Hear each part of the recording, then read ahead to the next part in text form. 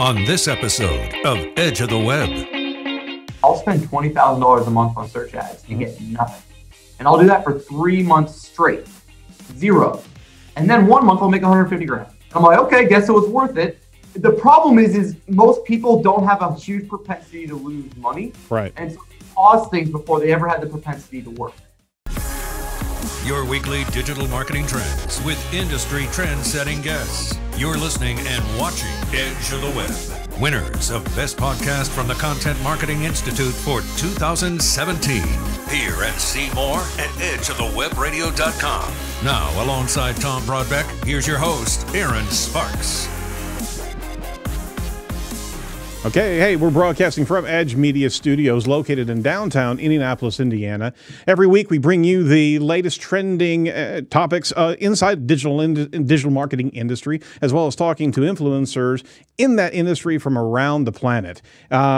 We do this every week. You can check out all of our recent shows over at edgeofthewebradio.com. That's edgeofthewebradio.com. We're powered by Site Strategics. That's our parent company, as well as the title sponsor of Edge of the Web. So what we do on our side of the fence from the company standpoint is provide agile marketing methodology that's results-based. Who knew that that's actually how you have to steer digital marketing, right? So if you're interested in what we can do for you, go over to sitestrategics.com, S-I-T-E, strategics.com, and hey, join the conversation.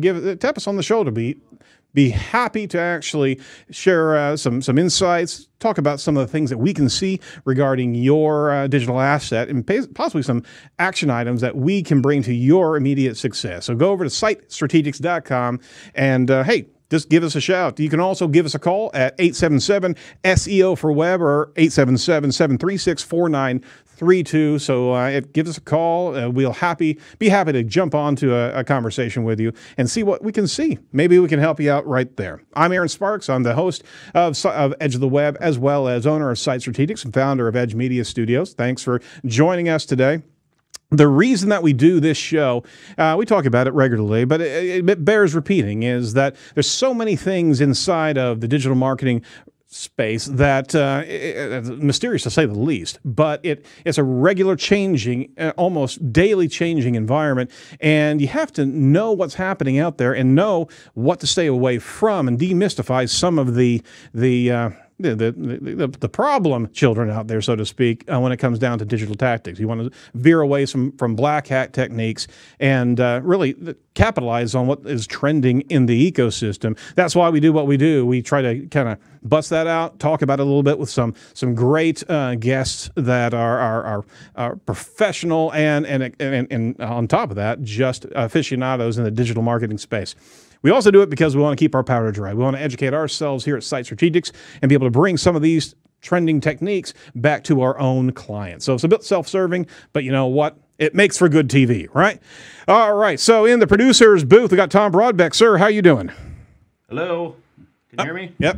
We can hear you. Can't see you. Hi. Hi there. That makes sense. There we go. Hey. Tom, how you doing, sir? Good. How are you? Very good. Very good. He's the director of digital media over here. And let's introduce our guest tonight. Tonight? I feel like Johnny Carson. Hey, let's dial him in here. It's Garrett Mehrguth. How you doing, sir? I'm doing well. Thank you for having me. Looking forward to being on with you guys and chatting a little bit about search. Oh, you're more than welcome. More than welcome. We've been eager to be able to speak with you and kind of unpack some of your insights and your organization's insights. You're with Directive, correct? Yes, that's exactly correct. Directive. We do B2B and enterprise search marketing. Fantastic. Well, we've certainly been talking to you for a while. Great to be able to have you on the show. Each and every show that we execute here, we start with some digital marketing news. So you game for going through that? Oh, let's do it. All right. So let's take you through the latest digital marketing news. I'm going to do what God put Ron Burgundy on this earth to do. Have salon-quality hair and read the news. This week's trending topics.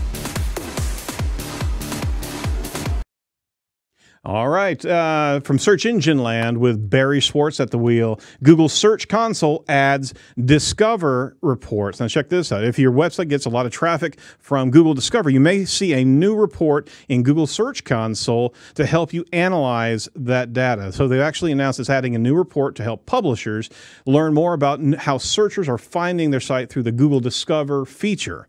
Google said as adding a new report in Google Search Console to share relevant statistics regarding Google Discover. So what is Google Discover? Google Discover is a new name for the Google feed you may have known for years, and shows topics and news interests around items that may actually interest you, right? So with Google Discover, you can actually get information from your interests, like favorite sports teams or news sites, without actually searching for them. Very much like the feed burner of old. It is a Google feed. And this Discover tool is now, if you are actually getting more activity in that Google Discover per domain, you're going to be getting that additional report in there. Tom, what's your take on what we're seeing here with this new tool? Yeah, so I was I read Glenn Gabe's tweets on Twitter about this, and he's got an article about 7 different areas that you can get traffic from Google that you have no way of knowing where you're getting traffic from in Google. And this was one of those sources. Mm-hmm. And so his list is, he said on Twitter, has gone from 7 to 6. And so, I think it's a great tool. I think it's a feature that Google's going to be expanding in the future. As an Android user, I use this feature a lot. Oh, yeah. And so it'd be interesting to see how this is incorporated into the report data there and the AMP stories. If anybody's messing with AMP stories, we haven't yet. That'll be interesting as well to see how that plays out. Absolutely. All right, Garrett, you're up. What's your take on this new tool? And we're going to be talking about search rankings from different sites, and this is certainly understanding of customer intent, finding you from this particular resource. So, what do you think? Yeah. I mean, I think the new Google Search Console as a whole has some really awesome parts. It does give you a little bit more insight in kind of the world that was not provided. You can see a little bit more on impressions. A lot of it, though, is duplicative of what you can see in Google Analytics. I don't do a ton in media. Tom, correct me if I'm wrong here, but the Discover report is mostly for like media, right? So it's like a Twitter feed or a Facebook feed, like more of a feed, right, of all the news sites. So the Discover on an Android phone, if you were to swipe, so if you're on your Android and you swipe left, when you're on your home page, mm-hmm. that's Discover. And so there's articles there. And so if I swipe left, so I'm a big sports fan, so I'll get the Red Score, I'll get the Ohio State spring games this weekend, Star Wars stuff, Avengers stuff.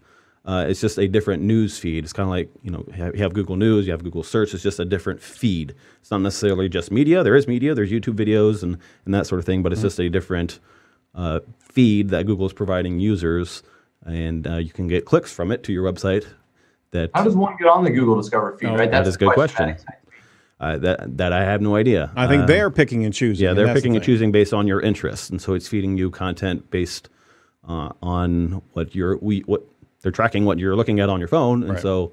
Do you have to be a part of Google News to qualify or something? I would assume so. I'd assume there's probably some sort of factor within Google News, within the Google News feed. Yeah, so you have to line up. You have to be a publisher of content, regular publisher of content. You have to kind of get the interest of Google to even be able to be part of the news realm, right? Got to make sure your stuff's AMP, of course. and then I guess they're picking and choosing those elements that will show up in Discover. And now we have a tool inside of GSC to be able to see if we actually have made the grade. Love it. That's awesome. All right, so from Roger Monti over at Search Engine Journal, new Google search commands before and after. Google's Danny Sullivan today actually announced new search commands, the before and after, so the before : after : commands. The new commands allow users to restrict searches to specific dates. The new search command is something Google is actually testing. So how do the commands work? The commands accomplish the same functionality as the date range tools for restricting searches to specific date ranges. Danny actually makes a comment that the before and after commands return documents before and after a date. You must provide the year, month, and day dates, or only a year. You can combine both, and they give an example on screen there, and we'll actually have this link in the show notes. The old way of searching by date is you'd actually have to pull in the calendar toolbar to be able to pull that up. So now you can use commands, and there's a screenshot on SEJ for how you actually can execute. So, for example, Avengers Endgame before 2019, it gives you the content at that point. So you can actually dial in for news or structural content or just any search results as well as videos. Does it apply to videos too? I think so. So basically, they're giving some new parameters. And honestly, if you don't know all the command parameters for Google, you got to go check out some resources. There's so many ways to be able to pinpoint exactly what you're looking for, from research documentation and news articles. And it's an archive. We know it. And now we have some additional bookends that we can narrow our focus even more. Garrett, what do you think about that? Well, I never used the date search, honestly. I do a lot of site search. I do a lot of like other types of search commands. I use the Wayback Machine. Yep. But I've never done a date search. I'm like still struggling in my brain. I'm such a pragmatic individual who just hates doing things that I find is waste. And so I'm terrible like that. So like I don't know, as I've gotten a little older, barely, right? But just better kind of at what we do, I've kind of learned that things I don't do is more important than the things I do. Yep. And one of the things I've never done is a date search. So I don't have a ton of feedback on that. What do you guys think you would use it for? Like, that's where I was struggling. I'm always more like pragmatic. Sure. So I was trying to think through how we would use that tool. Well, I mean, I would think that if you're looking for certain trends of content, probably looking at 2015, 2014, going a little bit further back and be able to see what was news of the day, right? Be able to get... Yeah, I love Google Trends for that. I'm sure you guys use that too. Oh, yeah, absolutely. Absolutely. Yeah, visualization. But you're not going to be seeing the SERPs in that regard. So they're kind of pulling that concept of trending content, right? Well, I got one. So check this out. I got you guys. Yep. So we work with Allstate. So we do all the local SEO for Allstate. Okay. So let's say, and this happened actually, Allstate comes to us and says, hey, we know we're doing better on organic, but we're still losing clicks. You could then take a keyword query, do before, and then see what happens essentially with Google My Business cannibalization, what's happened with featured snippet cannibalization. And that, by the way, is why it's so important to focus less on your website and more on your brand. Yeah. Inherently basing all your value tracking based on website visits, Google's inherently, especially for larger websites and larger enterprise players, decreasing essentially the amount of traffic they're sending to you through the properties of their engine. Absolutely. So that is a use case. You could actually go see SERP functionality historically and then see how it's changed, see if that's been indicative of click-through rates to your website. That's a very good example. I'm just wondering whether or not we can actually get GMB along for the ride, or it kind of pulls it out and just gives us that SERP data. I'd be very interested if we could actually almost do like a historical... like a Wayback Machine. Yeah, exactly. I think that'd be really cool. That'd be real cool. No, you're absolutely right. And that's very good insight there, because, I mean, Google is...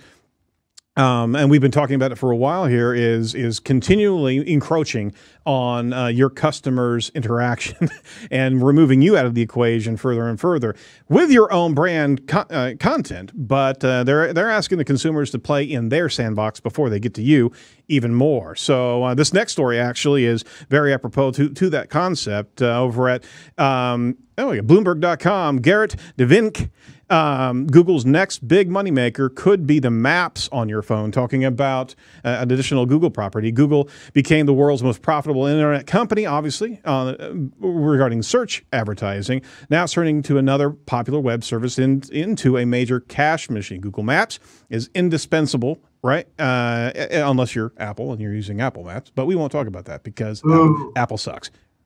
I didn't say that. No, I didn't say that. Forgive me, Apple.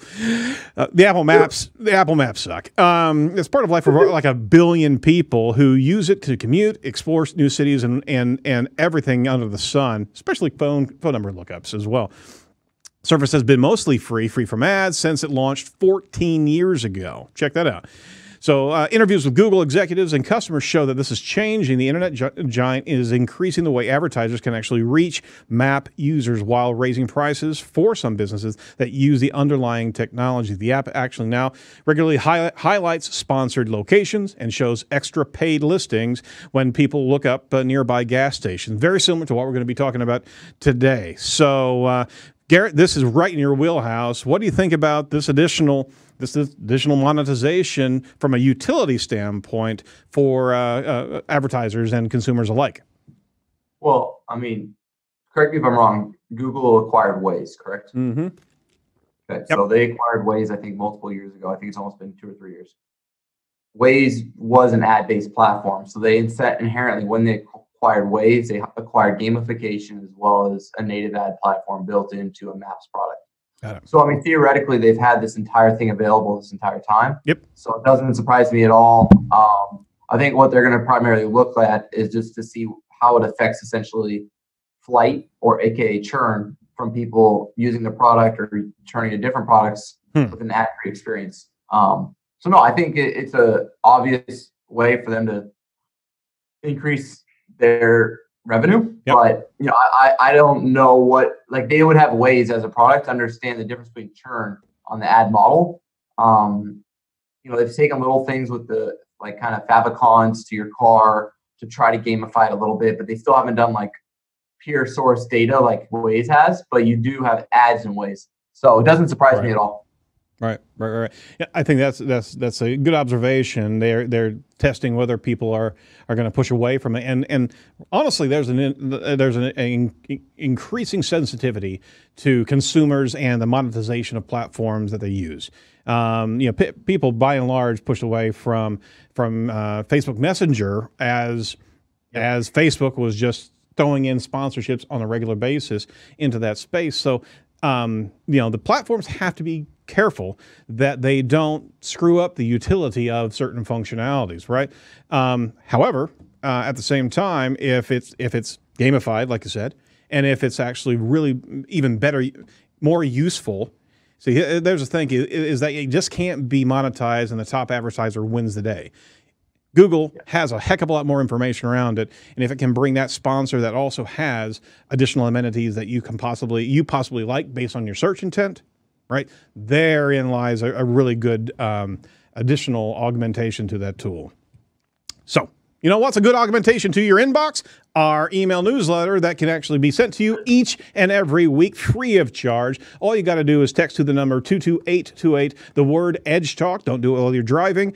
Or if you're in the passenger seat, go right ahead. Sign them both up. Sign your driver and you up for this wonderful piece of literature that we're sending out each and every week. Nuggets of gold about who we're talking to, who we just interviewed, and some aha moments, as well as the news articles just like this. So go over to edgeofthewebradio.com. If you don't want to do it on your smartphone, it's right there at the top of the page, and we'll send this on over to you, and we'll do nothing else with it except send you digital marketing nuggets of gold each and every week. So do that, and don't be ashamed. Kind of join the Edge Nation, right?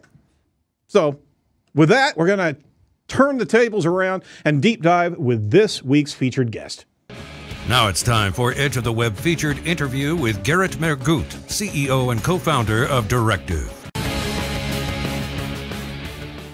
So you just got the deep voice cinema credit introduction, Garrett. How about that? I mean, I've been on a couple podcasts, but nothing quite like that. So thank you. I like it. It makes me seem a lot smarter than I am. There it is. See, we roll out the red carpet for everybody here.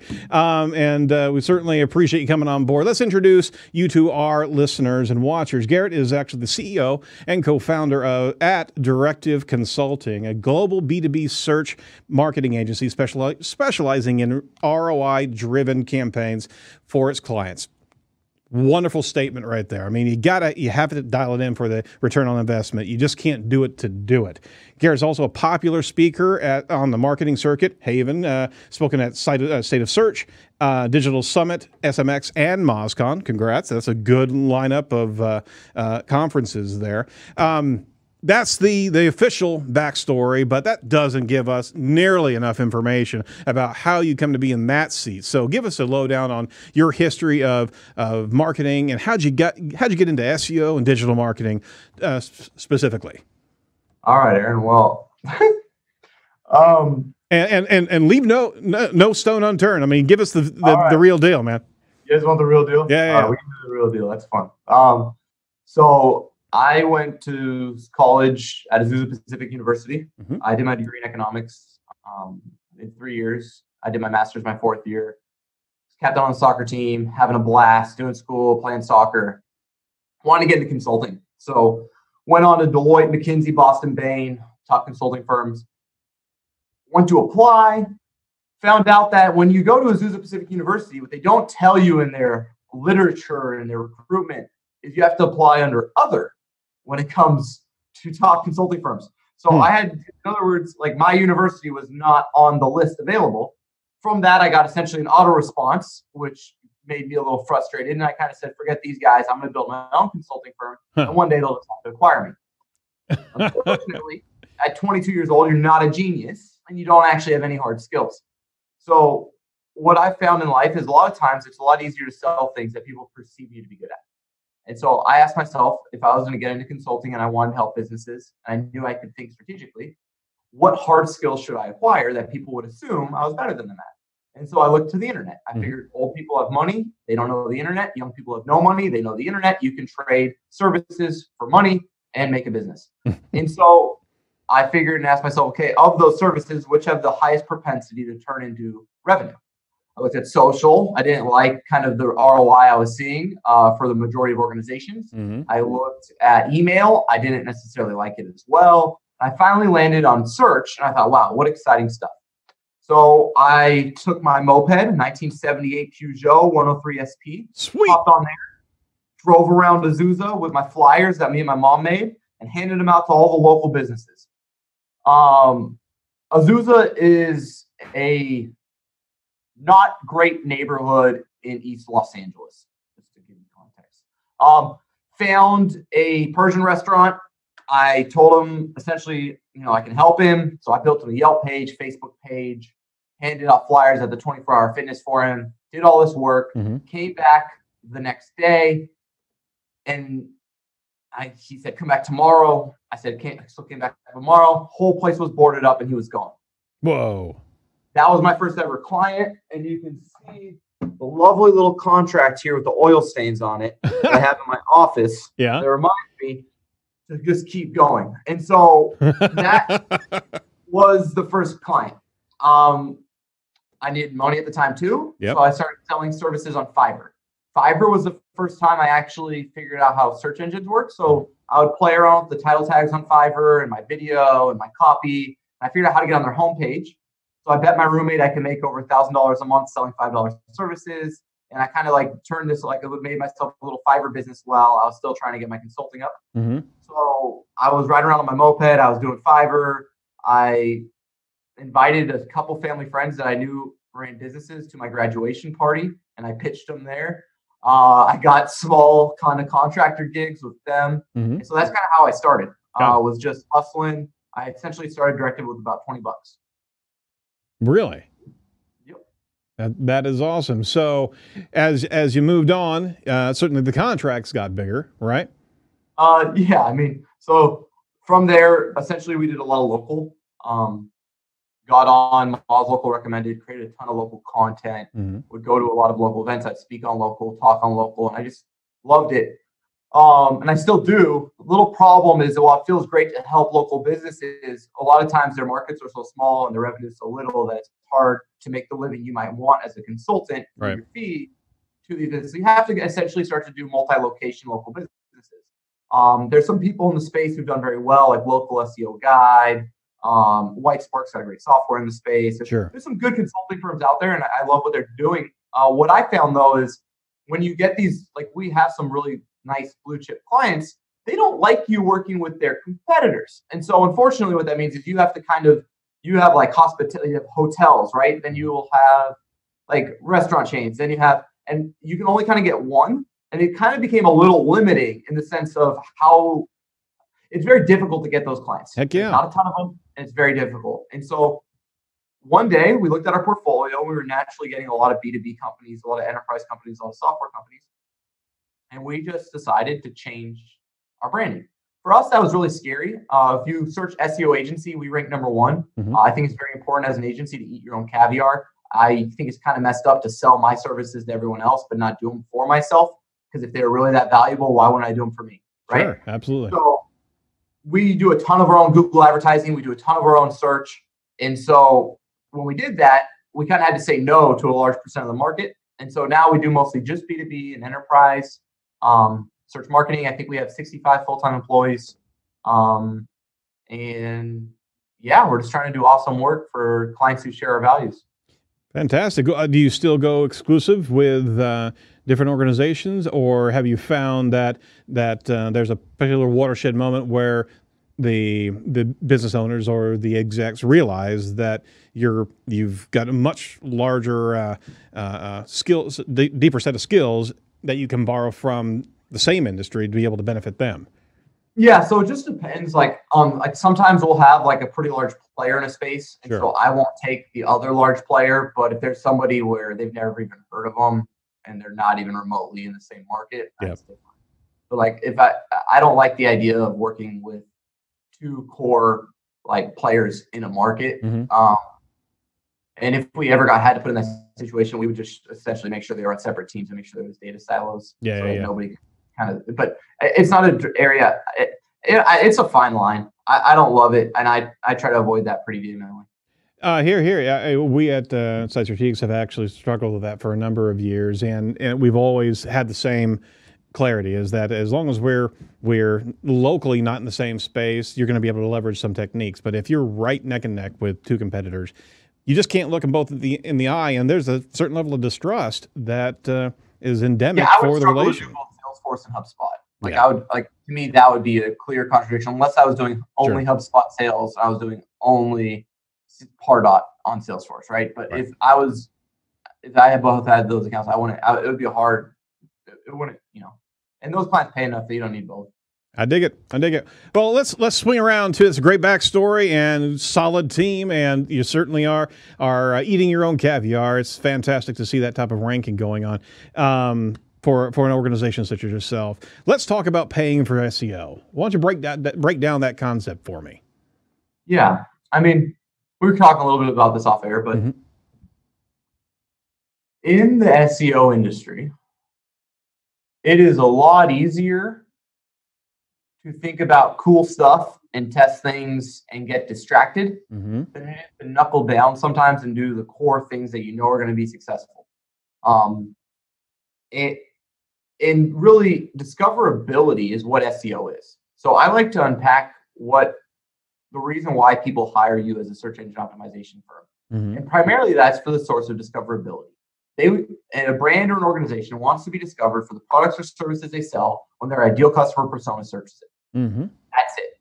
Very, very simple. Okay. So I have two fundamental beliefs about SEO that frames all of my thinking and can guide this entire conversation.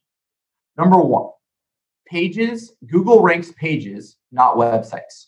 This is critically important if you're in SEO. Google ranks pages, not websites. So when you search something, you do not discover a website, you discover a page on a website.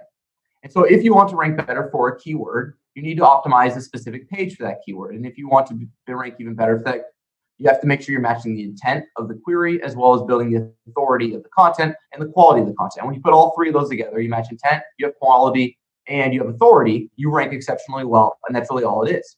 And so when you think about websites and pages, it means you think about your link building different, right? Scholarship links that go randomly to your scholarship page don't actually help your SEO agency page work. There's been this misconception in the industry that there's a causation relationship. In other words, if I point links to my root domain, somehow magically pages further down the funnel will also magically rank better. And while that's somewhat true, it's not how you directly rank for terms. You need to actually build the authority of the specific pages you're trying to rank, the specific terms you're targeting. Does that kind of make sense? Yeah, absolutely. Keep on going. That's like foundational number one. Absolutely. And foundation number two is that your brand is way more important than your website. So Google ranks pages, not websites, and your brand is far more important than your website. And that's where the idea of discoverability goes into. See, if you search right now and you're listening to this, top ERP software, what you're going to find when you do that query in Google is that there's amazing companies out there like NetSuite. And I promise you, NetSuite does not have a tiny little budget. Okay. Right. It's not due to a lack of effort, but they are not going to rank for the query top ERP software. Why? I call this the Yelp and the Amazon effect. Due to what the Yelp and the Amazon effect means that consumers, whether for B2B or B2C, are looking to third-party sources to do comparison shopping. If I'm not going to buy a $5 sandwich without looking at Yelp reviews, I'm not going to buy the $500,000 software without looking at their reviews. That kind of makes sense? Absolutely. We have this tendency to think as marketers that, well, that's not how our market thinks. Well, it's like, okay, but those are all people, right, who still live in this culture and society. So they've actually been taught to think a certain way about how they make purchasing decisions. And so what you'll notice is Google caught on to this far faster than we did as SEOs. And so what they found is that for people to keep using their search engine, they were preferring essentially results that gave them multiple options from a third party that was quote unquote unbiased. Now this is where things got manipulated. Yep. Okay? Keep on going. Yeah. Capterra, Software Advice, G2 Crowd, GetApp, Finance Today. Like you're going to see all these different third-party review sites. And so if you were an in-house SEO at NetSuite and someone told you that they wanted to rank number one for top ERP software, I can almost guarantee you that you could build the best, most amazing, most links in the entire world, have the most perfect on-page targeting, the best internal linking, the best site speed, do any kind of trick or tactic you wanted, but you will never rank for that term because Google has decided that an individual website is no longer the best answer for the intent of that query. And that, my friends, is the problem with pursuing old school SEO, is we are not starting our whole entire consultative process and our strategy by asking, could my website even rank for this query? Or am I the best answer to this intent? So we look at terms that we want to rank for, and we write a piece of content when all the results in the top 10 are a tool. We look at something we want to rank for a core page, which is what I call purchasing intent. Get everything ranking for it is informational intent. And this kind of slowing down and understanding what's even being decided by Google is the best answer to the keyword we're targeting. Right. That's the start of great SEO. So it's really looking at, you have to define the intent, you have to define the terms of intent to be able to find the real estate out on the net right now, on the search engine result pages, to be able to see which third parties are your target for potential interest, right? Yeah, and it spreads outside of SEO, Aaron. It's not just an SEO problem, it's a PPC problem. Okay, so what happens with the way the PPC environment works today? You go to an agency, and an agency traditionally, majority of the market charges you on a percentage of spend. Yep. So what happens, right? You hire the agency specialist goes in after they get on board to the account, and they're like, Mr. CEO, guess what? I'm so stoked. I can cut this client's ad spend by 30% and not sacrifice volume. And then Mr. CEO goes, thank you so much. Why don't I cut your salary by 30%? Right? So there's this disconnect inherently from the start, number one. And then number two, we think about how can we increase volume, AKA leads, opportunities, deals, and revenue. So we target more keywords. What we don't do is ask ourselves, how do we take better SERP real estate for the keywords that are already generating us the most business? On average, right, Google Ads has a 2 to 3% click-through rate. So what about the 96, 97, 98% of the rest of the market for that term? That's where we need to be discoverable. Absolutely. That's where third-party ad sites come in. And that's how we start to change our clients' budgets and positioning and get them results incredibly quickly. Because I don't have to rank their website. I have to rank their brand. Yep. Now, when you change that perspective, you win. So you're really dealing with the topography of page one of any particular search term. And we certainly know that the game has changed so many years, and especially right now with what Google's doing in the Google Guaranteed space, inside of the local 3-pack now, the map space, the paid space. Organic is literally two screen downs. And I mean, it's still a player, right? Oh, it's a huge player. Don't get me wrong here. I think we have to give credit where credit's due. Organic still does exceptionally well for our entire portfolio and for my own business. One of our top performing channels, and a lot of it gets eaten up by direct. Let's be very, very honest and transparent. Sure. That if you are doing full attribution modeling, direct is in the large part organic just being mislabeled. And so it is still it still outperforms every other channel from a cash modeling basis when it comes to gross profit or net profit, because there's not that inherent initial cost per acquisition. Sure. And experiences essentially diminishing marginal returns for your business, because cost per clicks on a particular query subset rise far more than essentially consumers' willingness to pay. So you cannot adjust your price or increase your price at the same rate the cost per click is increasing. So you experience diminishing marginal returns inherently from advertising in an auction setting like Google Ads. And that's why it's so important to be on organic. Absolutely. So hopefully, keep on going. Keep on going. Yeah. So the breakdown here is really it's managing your brand portfolio, for lack of a better description, is that your brand is in a number of different spaces, or it's not, and you have to isolate those gaps. That's the first strike right there. If there are gaps in where your visibility is, like you're talking about, you've got to be able to isolate those, to be even able to start a comprehensive portfolio of real estate, right? Yeah, well, what's happening here, and it's not the SEO's fault, right? So SEOs traditionally in an organization, especially in-house or at an agency, are told, you manage organic traffic to a website. Mm-hmm. So they focus all their efforts along those lines. So we need to really, as an industry, say, what if the goal of an SEO was to make a brand discoverable? Because what would happen then is they would work with the paid team and say, let me see a search term report. Let me filter by all the terms that have the highest conversion volume. And hell, maybe just luckily, they have a SQL developer in-house that's taking Google Click ID or Salesforce integration into Google Ads, and you can see opportunities, deals, and revenue by term. By the way, at Directive, we built our own essential software that allows us to do this using Google Click ID, and that's why I know this works so well. In fact, I know that third-party review sites like Capterra, G2 Crowd, and GetApp can actually outperform Google Ads by almost 300% on a cost per opportunity level, not just a cost per acquisition level. Oh, wow. That's a whole other conversation around why enterprise companies and B2B companies shouldn't optimize towards CPA.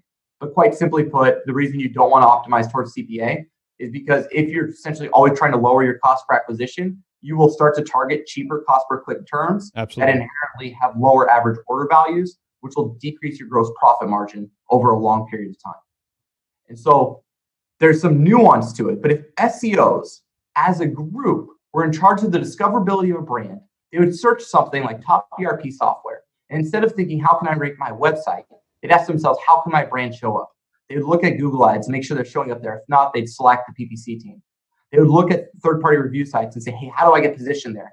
They would talk to management and customer support and say, how do we get reviews?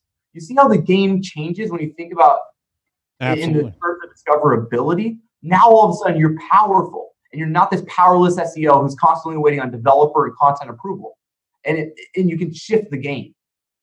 Absolutely. And I'll throw another hat in the ring there regarding customer intent. The behavior on pages that are actually ranking have changed immensely, as well as that because of that scrutiny that you're attributing to the consumers, right?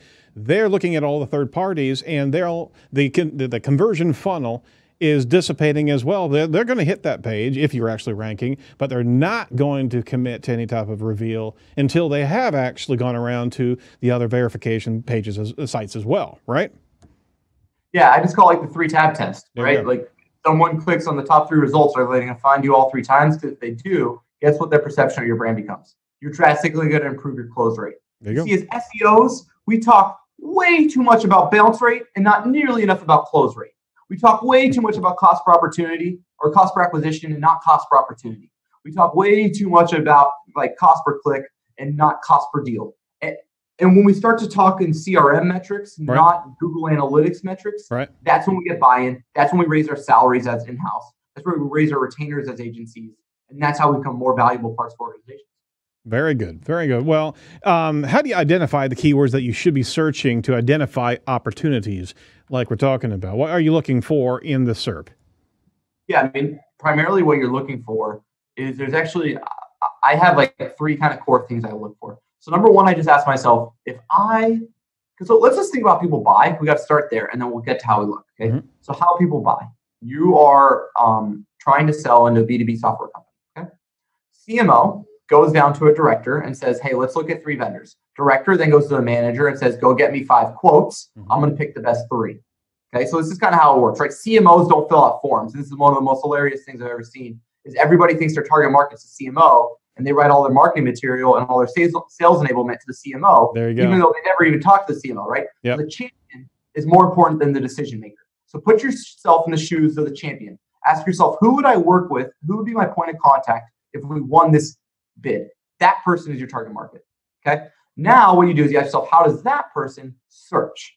So you have to ask yourself, okay, well, if I was trying to get a bunch of quotes at one time, what's the most efficient way of doing it? Right. So you take your primary terms and you layer it with top, best in the front, or reviews on the back. So you search top ERP software, best ERP software, or ERP software reviews. So top, best, reviews. Okay. Then what you do is you look at the entire page and you ask yourself, how many times does my brand show up in this SERP? Right? This kind of like share of SERP is what I've kind of coined this term. Sure. So you ask yourself, what's my share of SERP? Now, what you're looking for is Google Ads. Do I show up there? That's the top of the fold. That's your 3% of the market. Number 1 result, is it an ad buy? If it is, that's 28 to 30% of the market. Now you're at 33% market share around a term that you already know generates profit. Then you go down to 2nd, 3rd, 4th, and you just click on every result. And eventually you figure out, by the way, that there's only like 5 or 6 major data aggregators in any industry. And most industries maybe have 1 to 3. So you kind of start to figure out here who those 1 to 3 data aggregator players are, those review sites. And you make sure you're showing up for your category and you have great reviews. Now, here's a little trick, though, for your listeners. Then what you do is you find all the news sites that show up for that term. Then you look on those news sites or any site in general, and you look for Google AdSense, that little triangle in the top right corner of a display ad. Yep. Then what you do is you build a separate list of those. And instead of doing in-market audiences or keyword targeting across Google Display, which I found in our whole data set across our clients to be the worst performing channel when not used for retargeting. Instead of doing in-market audiences and keyword targeting, you do single specific placements that make exact sense in the buying journey. There you create go. display ads so it looks like a native ad. And when you do that, now you have full SERP visibility across your most profitable queries, and I can guarantee you it will drive revenue for your business. I've been able to do it for my SEO firm, which is a heck of a lot harder than any product company I've ever worked with. It's a bit competitive in that space, isn't it? It's a little competitive. But you're actually adding a level of dimensionality to it as well, is that it's not only the SERP real estate, you're going through that news area, there's news sections, and now you're actually capitalizing on the brand and the equity of that news site and the potential endorsement factor, or at least the brand relationship that you can put in place there. Do you go so far as to measure the performance of those individual news sites from a CPA or a CPO for that matter? And are you constantly grooming that very niche display deployment on a regular basis as well? Well, I don't invest a ton on it, so I don't spend a ton of time optimizing it. I try to spend my time in direct correlation with my cost. Got it. I found that to be a lot more efficient since my time is more valuable than my money. Roger. So, but what I do is essentially I make sure that my brand's always being discovered, and I find that intrinsically valuable. I ask myself, would I want someone to at least see my brand here, whether it ever makes me a cent? Right. And I ask myself, how much am I willing to lose when it comes to my brand advertising, not how much am I willing to make? So when I change that, and I say for my brand advertising, when I advertise on podcasts, when I do display on specific placements, when I do other things that are really brand focused, I ask myself, how much am I willing to lose to potentially get a client over the next 5 years? Got it. And so when you look at it that way, it's a lot easier, because what happens is people ask themselves, how much can I make? And they never give their brand advertisements a chance because they turn them off too early, because brand advertising is inherently cyclical. It means the brand advertising can only work based on the timing of your industry. So in SEO, for example, every contract is up between 6 to 12 months. So inherently, that audience you've hit can only work based on the timing of if they need a new contract. So if you only run it for 3 months, you only gave it to 1,000 people, the propensity for the timing to have been right in that 3 months is very low. And so it's not actually going to work. Does that kind of make sense? Absolutely. No. And it's almost like a macro of the concept of never drop your social media post once into the social stream, because, about 9/10 of the people aren't even watching it at that time. And if you do jump in and understand the buyer's cycle, right? I mean, it's all different based on different industries as well. So you're really going to have to deploy and keep those brand points out there with that type of regularity. Yeah. So you could be in a 1 month cycle, you could be in a 2 or 3 year cycle based on these type of industries you're talking about, right? Oh yeah, no, and it's exactly right. And that's why you have to ask yourself how much are you willing to lose, not how much do you want to make, because it's going to be a loss leader for you overall. And the attribution is going to be poor anytime you're doing it on a CPM model, even if you're using the Google Ads script instead of the GA script. And you can even measure the kind of value of a CPM. Yep. The key to all this, by the way, just so the audience knows, the only way you can effectively do this is if you have full attribution. So you're going to need to use a software tool that essentially allows you to say, here's the cost of these third-party sites. Mm-hmm. Here's the revenue of these third-party sites. Now we've built this using Google Click ID, SQL, and Sisense. Mm-hmm. And with those three tools, we can essentially map through hidden fields our Google Click ID right into our Salesforce or into our Marketo, and then do full attribution from there. But without the full attribution modeling, from all the way from impression to revenue, right, it's very difficult to do these types of campaigns because you don't understand their value and you misappropriate your capital very easily when you measure things on a cost per acquisition basis. What I mean by that is in our data set, we'll see the cost per acquisition difference between Capterra, Google, and software advice be fairly low. Mm-hmm. But we'll see massive differences on cost per opportunity. What that's saying essentially is the intent of buyers from certain channels is exponentially greater than others, but you can't measure intent on a CPA model. Right. So you're inherently not optimizing spend towards revenue, just CPA, and you're missing intent. It's really important. Now it throws you off the game altogether because you're working on a whole different set of structure that, you made three points in one right there. Is that if you're not attributing source and spend, right, to your entire model collectively, everything, then you're going by your gut. You're rolling dice based on what you hear in the ecosystem, right? So unless you actually are tracking all that down, then you really shouldn't be in the game. Well, that's kind of a hard line. Hard part too. Huh? Like for me, I'll spend $20,000 a month on search ads and get nothing, and I'll do that for 3 months straight, zero. And then 1 month I'll make 150 grand. Mm-hmm. I'm like, okay, guess it was worth it. And the problem is most people don't have a huge propensity to lose money. Right. And so they pause things before they ever had the propensity to work. Absolutely. And now you can't have that kind of ability if you don't have the attribution, because I'm not crazy. I knew it worked once before and I'll keep waiting on it and keep improving it. Now, I didn't have any attribution.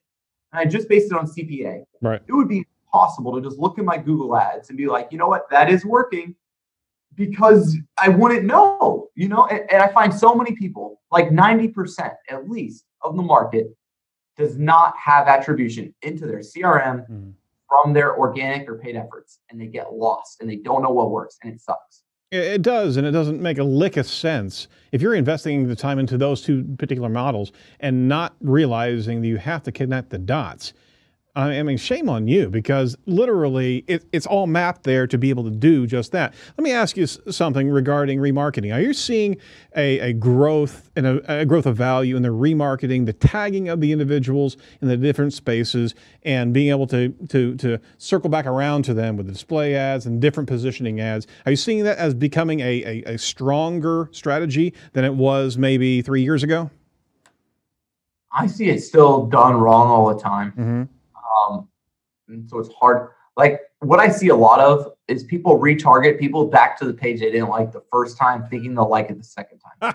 Which is, I'm guilty of it. I did it. Like someone lands on your homepage, right, you retarget them back to your damn homepage, and you're like, I wonder why they didn't like it the second time. It's like because they didn't like it the first. But everybody does this. Yep. So number one, I still see retargeting. The problem is with retargeting is it's a lot of effort for a small return a lot of times. In other words, if you're willing to do persona-based retargeting, if you're using like a segment or a whole.io, and you're building really good data personas, and then you can do dynamic ads at scale, and you got enough design resources available, and then you have enough landing pages and you have enough content available, it can be pretty sweet. Sure. The truth is less than 1% of the market has the design and content resources necessary or the budgets for it to do it right, or even the traffic necessary. The truth is that most of us really need to focus more on how our brands are being discovered and then our initial messaging. Because what happens, right, is people think, like the same people who wrote the first message traditionally write the second message. So if they didn't get it right the first time and they still haven't interviewed their customers, how are they going to get it right the second time? And that's kind of the problem. And so if we're doing better marketing and doing better customer interviews, we're actually hiring a copywriting team. We're actually really building copy that resonates. The first time should work pretty good. We should have experiments and tests running so we know what type of copy and content to create the second time. If you're not doing that, you're kind of just hoping retargeting works by reminding people. And reminding of why of the site that you went to before that you didn't make a decision. You didn't like. And so it's kind of like, you know, I don't see a ton, like it does work for a lot of our clients, but it's not a channel that I see. And then the reality too is just there's so much ad dissonance between people, even the noise, and then just like it. I see it as a channel that's going to have diminishing marginal returns over time due to the way just ad noise. Yeah. No. I understand that concept. You know, it does have to be articulated. And if you're just doing a flat remarketing and just throwing your ad against somebody, I mean, the whole point is to deepen that intent concept inside your own website. If you don't have those levels in which to be able to truly understand why they visited, right? Yeah, or why they left, Aaron, right? Right, absolutely. If we interviewed a lot of customers and said, hey, you know what, why weren't you ready to buy? Well, it's like, well, your only call to action was for a proposal, and I'm in the informational intent stage. That makes perfect sense. You know what 99.9% of people do, though? They retarget them back to get a damn proposal. And it's like, that's why they left in the first place, is they weren't ready for a proposal. Yeah. If we can go from kind of like that purchase intent initial to informational intent retargeting, and then the information is actually good enough. This is the hardest part about content and advertising and everything. And I'm guilty of it. Preach it. How much of the content that people actually read on our sites, Aaron, is good enough for that when they read it, they're like, dang, I need to work with you guys. Right? Like how much of the content's really when it ranks number one and people read it, is it so good that they have to fill out your form? Right. No. It never is. And you're putting your entire conversion model based on that rudimentary concept. You get a buyer that's not in a funnel. They're scrambling all over the place. They're looking at all the different spaces in the ecosystem. And to your point, if you're not in those areas making your argument as well, then all you're focusing on is a very linear model that is going down further and further from a conversion rate standpoint. I mean, there's nothing new under the sun when it gets down to content. You're either going to look at it or you're not. And if, there's some whiz-bang new eye candy, but if they're not ready to buy, then all you're doing is you're strong-arming them to make a decision too darn quickly. It's not worth it. No, it's not. Hey, I want to unpack briefly how you actually communicate and get your clients to understand the return on an opportunity or the cost per opportunity model, because that is a bit ubiquitous, a bit ethereal to a lot of business owners that are looking for that bottom dollar of what the cost per acquisition is, how much, how can I fit this into my margin? Give us kind of your explanation of the cost per opportunity model and how you can measure that and give metrics that can be easily understood. Yeah, no, great question. So the way cost per opportunity works is you simply ask the client how they map their staging and their sales funnel. Mm-hmm. And so you ask them, what your sales team, what's qualified as a sales opportunity that you're willing to pay comp on? Pretty simple. They tell you what stage that is. Mm-hmm. You then map that API from that Salesforce, Microsoft Dynamics, HubSpot into your Sisense dashboard. And you essentially say that any opportunity with this referring source that comes from organic or that comes from this, and organic, we use our agency fee as the cost plus any in-house members, and advertising, you do an agency fee plus ad spend as cost. And then you map essentially the opportunity size, which is usually based on the LTV of a contract, to that. And that creates essentially your pipeline created from a certain channel with opportunity. So that's your cost per opportunity. And then the second it goes to closed one, let's say in Salesforce, that would be a cost per deal. And then you can the ROI based on the revenue of the LTV of that deal hit against your initial sunk cost. It's a wonderful calculation there. Yeah, it's pretty simple. I mean, I'm no genius with coding it, but I got people that are pretty smart here, and they essentially map the API into it so that we can track it for our clients in a whole dashboard. Pull it back to now. There's a presumption that you just made there for a lot of business owners that they're in that space, right? If they're not tied to a CRM, right? Can they ever get an understanding of cost per opportunity? Yeah, we do it like kind of crappy. Like we'll export a CSV and then we'll run through at the end of the month and then say, okay.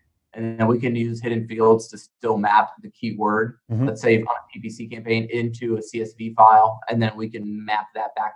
I mean, the truth is, even for our enterprise clients, 5 to 10% have working CRMs. Oh, no. You're painting such a nihilistic picture, man. Oh, I know. It was utopic, right? It sounded great. The problem is no. The reality is most people just, their marketing ops is in shambles, sales ops is in shambles, and they're struggling with adaption as well as actual like people using the darn thing internally. Right. And so, or they change things and don't tell you. So your APIs are built on X and then they change it to Y. The data breaks. It's actually exponentially harder problem to solve than anything we've ever tried here. And so we kind of charge additional for CRM mapping because we have to spend so much time constantly updating the mapping to fit with the sales org and all the other parts in the team. And on top of that, you get so far deep in the business model that you're struggling with culture, not data, right? Yeah, it's a tough thing to get full attribution in an organization. You need executive buy-in because they need to essentially make sure everyone's held accountable to using the systems that will make it attributable. Would you believe we had a consulting gig years ago where a transportation firm actually rolled out Salesforce integration for the entire six regional areas that they had, and we were sending about $20,000 worth of PPC monthly to them, and we were literally converting about 11% of what we were sending to them, close to about 400 to 500 leads through that CRM. And the sales manager literally was saying that they weren't even looking at maybe 3/4 of the leads because it was an adoption process. They weren't even looking at it from the old dog salespeople were actually offended that they had to go in and look at the leads inside of Salesforce. Oh, Aaron, it's real. I mean, I had a client who was paying over $20,000 a month in consulting fees, and they didn't look at any of the leads we generated over an 8-month period. No. Oh, I'm talking like big money for large software companies, and they didn't send it to sales. So we had hundreds of thousands. I'm talking where like world-class enterprise company with enterprise leads, like leads we would die for. Apple, GE, Citibank, filling out the form, all the right titles. Nothing.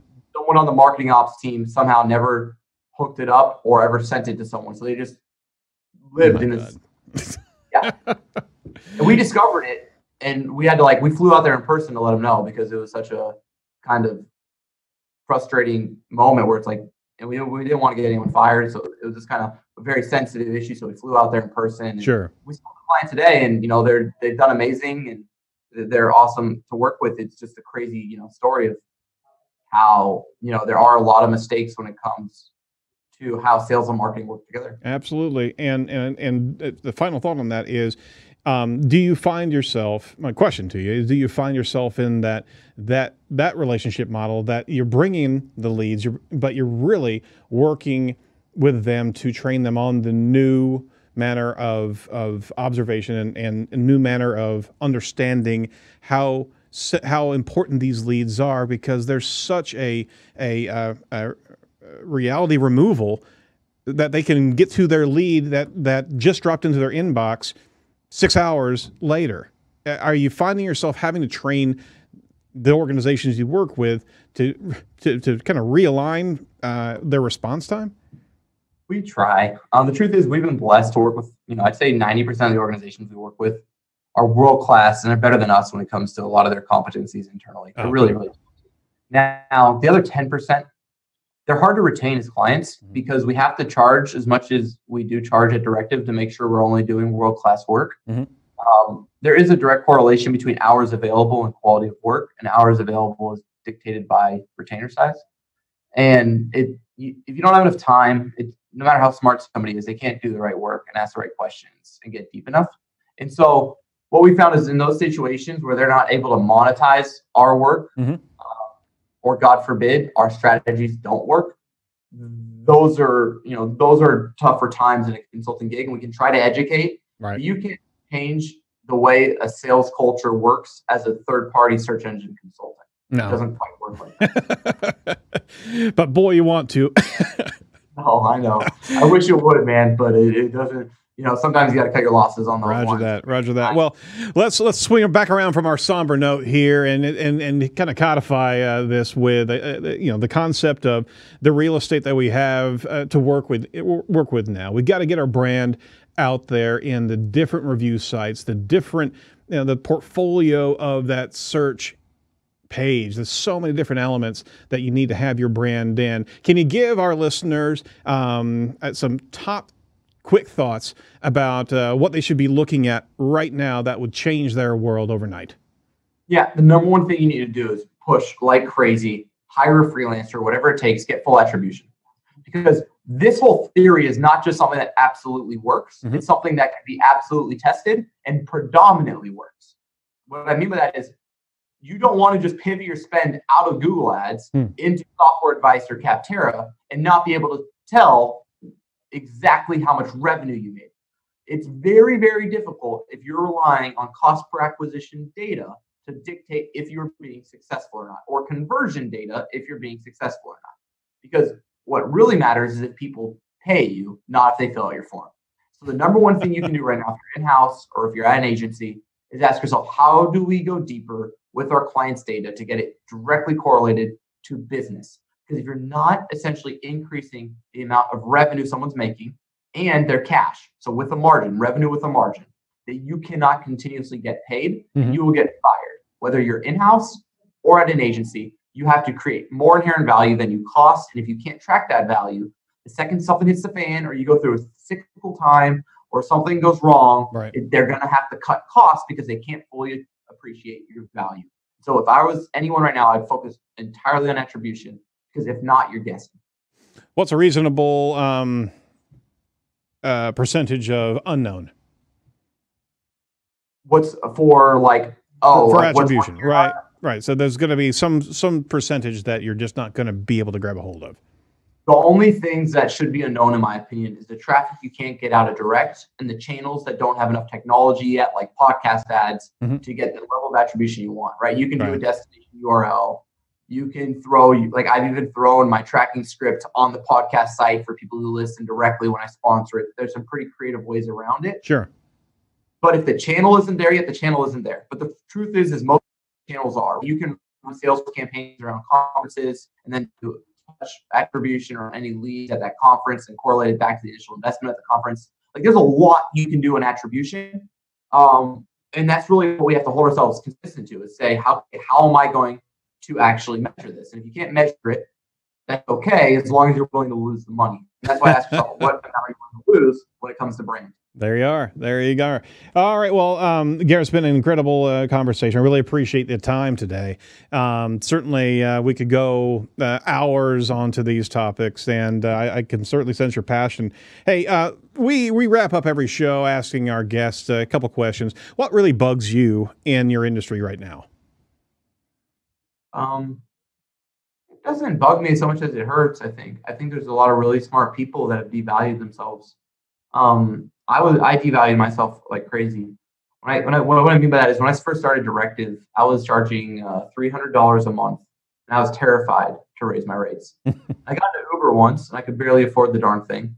And the guy started talking, as Ubers love to do, about essentially he does SEO. I'm like, oh, really? You do SEO? And I started talking about it. I can tell in 2 seconds he doesn't know anything about it. But so I asked him, because I was really thinking about my prices at the time. I said, how much do you charge? He's like, well, at least $2,000. And my jaw drops, right? This guy who doesn't know anything is charging $2,000, and I'm charging $300 to $400. Wow. And there's a reckoning right there, isn't it? It doesn't bug me, but it hurts. There's a lot of men and women out there who are incredibly sharp. They're working incredibly hard, and they don't necessarily have the confidence to raise their rates. And I just love to encourage anyone out there, you can totally charge more, and you're totally worth it. And if you're not totally worth it, you need to get your attribution tracking up so you can prove you're totally worth it. Amen. And that doesn't bug me so much that it hurts me, because I remembered how helpless I felt working 12, 16 hours a day like an absolute animal, making 20 grand a year. And I wish more people have the confidence to raise their rates, and it'll be okay, I promise. Very good. Well, conversely, what excites you about your industry right now? About the industry as a whole, I think I'm most excited about people starting to get more aligned with business. It's hard. It's not happening very fast, and I wish it was happening faster. The fact that it's not happening faster kind of, I think, gives us a competitive advantage at Directive. But I wish, as an industry, we worried less about Google algorithm updates and more about how much cash we're generating for our clients and tracking it. And, I think that's really what gets me excited, is seeing more and more men and women getting incredibly excited about going into how SEO and PPC affects a business and its financial metrics, not just its Google Analytics metrics. And that's what really gets me excited. Very good. Very good. Well, Garrett, again, thank you so much for your time today. Is there anything that we can promote for you today? We have an awesome podcast too called Yours in Marketing. One of our awesome consultants named Blake runs it. Check it out. We've had some pretty awesome guests that Aaron's already had on here before, I'm sure. And, check out directiveconsulting.com if you'd like to get a quote or read some of our content, if you'd like to just learn a little bit more. Absolutely. But, I love to chat. If you have any questions, you can hit me up on Twitter at Mehrguth. And love to chat. Yeah, you're going to be having Joel Clucky on here, aren't you? Oh, yeah. We just interviewed him, Cyrus. I think Tim Solo from Ahrefs. Yeah, they have some pretty cool people they're interviewing. So awesome. Sweet. Well, good luck on the podcast, and we'll certainly champion you from afar. And if we're in California, we certainly want to look you up. Keep fighting the good fight, man, and educating everybody on the attribution model. We got to have clarity. We got to see everything. And you're absolutely right. It's not about that trophy keyword. It's that you're everywhere on that first screen, right? Yep, discoverability. Thank you so much, Aaron. Oh, you're more than welcome. More than welcome. All right, that's a wrap. Thanks for listening to Edge of the Web Radio, and thanks for chiming in. We had a couple comments in there in the live stream as well. Be sure to come back around and watch us live stream 3 p.m. Eastern every Thursday, and like us, give us some ratings, give us some reviews, and let us know how we're doing as a show. Special thanks to all of our colleagues over at Site Strategics, as well as our guest, Garrett Mehrguth. Be sure to check out all of the must-see videos and audio over at edgeofthewebradio.com. We're spinning out some more and more content regarding our guests and some insights that we come away with. So we're piping it full of content. Be sure to check that out. Go over to edgeofthewebradio.com. Be sure to join us on all the different podcast aggregators. We'll be talking to you next week. Who are we going to be talking to next week, Tom? We're talking to Brian Merritt of Trustpilot. Of Trustpilot. Talk about some reviews and that sort of thing. So. Excellent. All right. So we'll be talking to you next week. Be sure to jump into the content and let us know how we're doing as well. From all of us at Site Strategics, thanks so much. Do not be a piece of cyber driftwood. We'll talk to you next week. Bye-bye.